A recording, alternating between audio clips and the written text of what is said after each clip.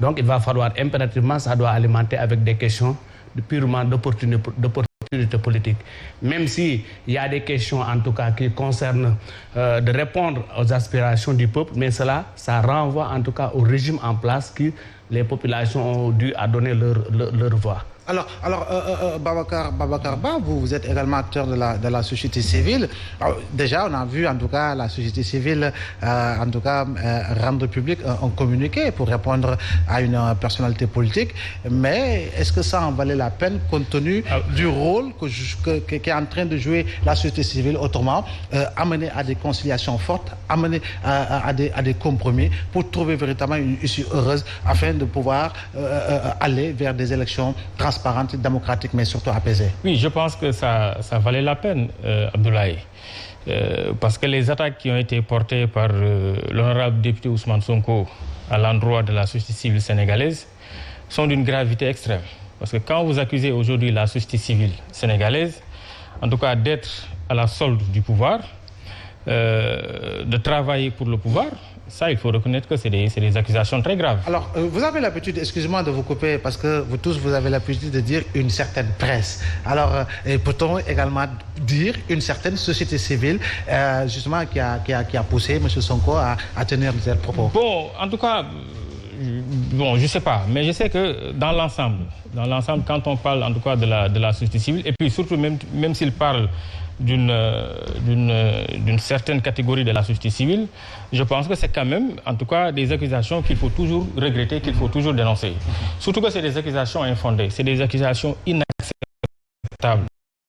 Alors, et c'est l'occasion également de condamner d'ailleurs, comme l'avait si bien dit, nous avons aujourd'hui, en tout cas, à travers le collectif des organisations de la société civile pour les élections, nous avons publié un communiqué pour en tout cas aujourd'hui dénoncer ces accusations, mais également rappeler à l'ordre l'honorable député M. Ousmane Sonko, pour lui faire comprendre qu'en réalité, la société civile n'est de connivence avec personne. C'est-à-dire que nous sommes à équidistance des partis politiques. Il faudrait qu'aujourd'hui que les acteurs politiques comprennent cela.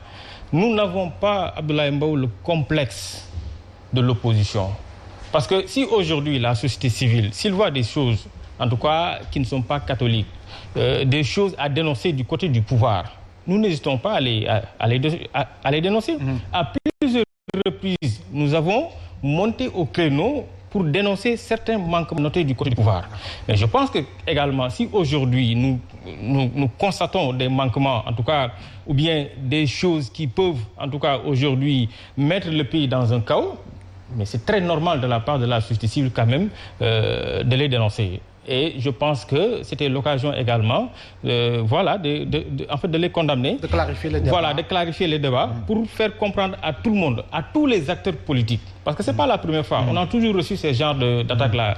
La société civile, ce sont des politiciens encagoulés. Donc, il y a un moment, il faudrait que cela cesse, effectivement.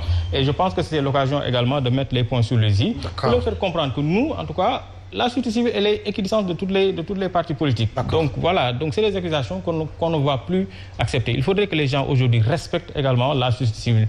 Parce que parfois, quand il fait chaud, quand il y a en tout cas certains affrontements, des points de discordants entre les acteurs politiques, il faut recourir à la société civile. Donc nous faisons les bons offices pour en tout cas essayer de les mettre autour d'une même table. Ce qui veut dire que la société civile continue de jouer son rôle et de jouer pleinement son rôle. Alors M. Barham Thiam, en tout cas, vous êtes entre les deux continents. Vous êtes assez souvent au Sénégal et par ailleurs également, vous êtes établi aux États-Unis, si je ne me trompe, au Canada, voilà. Mais cependant, vous observez, parce qu'en réalité, vous êtes également acteur. Est-ce que également, on n'a pas l'impression qu'en rêve que les Sénégalais ne voient que le visage des politiques? Parce qu'en réalité, le débat est tellement submergé par véritablement les politiques qu'on a l'impression, comme je le disais à l'entame de mon propos, qu'il n'y a pas au Sénégal un autre débat purement économique, notre débat concentré sur l'agriculture, sur les secteurs de développement. Oui, tout à fait. Merci Abdoulaye, merci tout le monde. Je pense que le constat est très important. Effectivement, de loin comme de l'intérieur, vous constatez que la politique alimente beaucoup le débat. Et toute l'activité, au-delà même du débat politique, toute l'activité, je peux dire même économique et sociale. Parce que la politique est faite d'une manière que Donc les gens pensent que c'est le seul tremplin.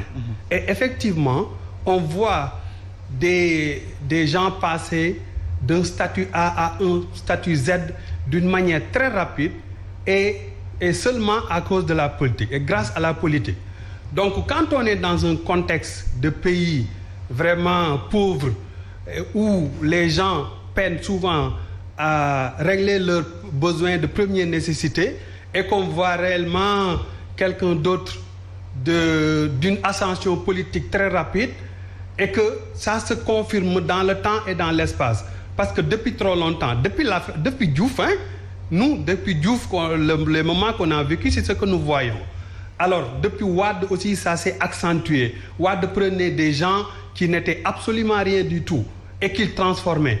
Et qui négligeait un Babacar Ba, peut-être qui avait son doctorat ou sa maîtrise et qui se battent à tout le bout de champ pour que les choses changent. Alors, avec Macky Sall aussi, on a vu effectivement la même chose. Donc, ces indicateurs font que les gens vont penser que c'est seulement en faisant de la politique qu'on peut réussir sa vie. Donc, ce qui veut dire que tout le monde s'intéresse à la politique, tout le monde veut faire de la politique et tout le monde parle de politique. Et qu'on comprend aussi également que par rapport à la situation socio-économique, dans nos pays, c'est seulement un gouvernement ou l'État qui peut enrichir. Parce que l'économie privée n'est pas très développée au point que les gens peuvent vraiment entreprendre et puis devenir réellement et réussir dans leur projet si on n'est pas en connivence ou bien si on n'est pas en acolyte avec l'État. Donc tous ces éléments font que les gens pensent qu'il faut faire de la politique. Même les marabouts qui ne le faisaient pas le font. Alors tout le monde fait de la politique maintenant pour réussir. Et autre chose aussi, le contexte fait aussi que Macky a son deuxième mandat. Les gens pensent que c'est le moment vraiment de le bousculer et de changer les choses. Et que aussi, si on voit que les choses ne changent pas, restent les mêmes pratiques aussi.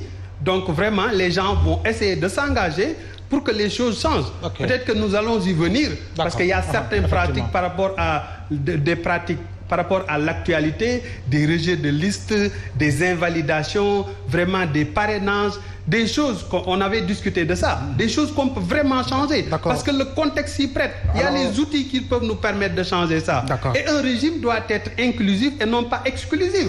Donc c'est comme s'il use de tous les moyens pour exclure certains, et ce qui n'est pas bon pour la démocratie, comme vous avez dit tantôt. D'accord, M. Thiam, on va effectivement y revenir, mais de ce point de vue, Dr Mbaye Cissé, en fait, quel regard devons-nous jeter sur les politiques de manière générale, qu'il s'agisse de l'opposition, comme du pouvoir, mais face véritablement à une population également qui cherche véritablement à atteindre le bout du tunnel? Bon, en tout cas, on regarde les politiques dans les vitres, parce qu'actuellement, certes, il y a un débat politique un peu inquiétant, mais il faut reconnaître que également les populations sont en train de souffrir avec une extrême souffrance, n'est-ce pas, en ce qui concerne l'approvisionnement en eau potable au fin fond du pays, également la spoliation des terres, n'est-ce pas, la cherté de la vie, surtout, permettez-moi de s'y appesantir, la spoliation des terres au niveau surtout de la vallée du fleuve Sénégal, avec l'accaparement par certaines multinationales, et que l'État ne parvient pas en tout cas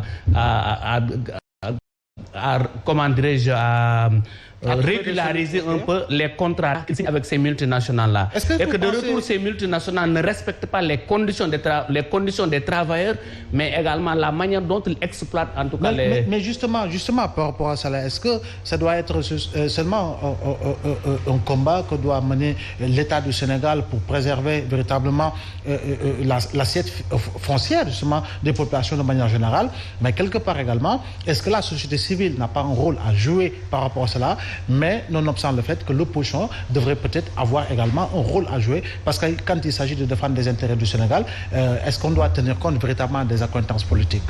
Certainement, la société civile a également son rôle à jouer dans le cadre du développement, parce que dans toutes les instances, dans toutes les structures de la société civile, il y a des instances, en tout cas, qui agissent dans le cadre du développement local. Babacar Ba le disait toujours, on doit changer les paradigmes et professer, en tout cas, comme la société civile et développement. Mais je disais tout à l'heure qu'il faut que l'État, en tout cas, revienne un peu en arrière pour penser en tout cas à la souffrance de la population, surtout les gens qui vivent au niveau des régions les plus reculées.